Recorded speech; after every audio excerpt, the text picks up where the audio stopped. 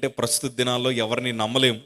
మనకుండే కష్టాలు ఎవరికన్నా చెప్తే ఉదయం అయ్యేసరికి మన ఊరంతా చాటింపేసేస్తూ ఉంటారు. అందుకే మన కష్టాలు బాధలు మనం ఎవరికి పంచుకోలేము. కాకపోతే ఈ రాత్రి అంటాను, విశ్వాసముతో ప్రభు దగ్గర మనం ప్రార్థించగలిగితే దేవుడు మన బ్రతుకులు నూతన కార్యములు దేవుడు జరిగిస్తాడు. దేవునికి స్తోత్రం కలుగును గాక.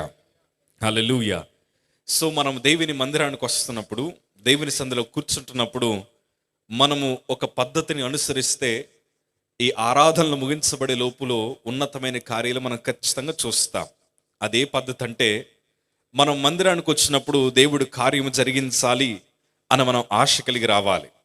వాస్తవానికి చెప్పాలంటే ఈ ప్రస్తుత దినాల్లో మందిరానికి ఎట్లా వెళ్ళాలో, దేవుని సభకు ఎలా హాజరవ్వాలో, ఆ సభలో మనం ఏం చేయాలో చాలా మందికి ప్రస్తుత దినాల్లో తెలియట్లేదు. మిమ్మల్ని ఒక ప్రశ్న అడిగి నేను ముందరికి వెళ్తాను. దేవుడు అద్భుతం చేయలేడంటారా?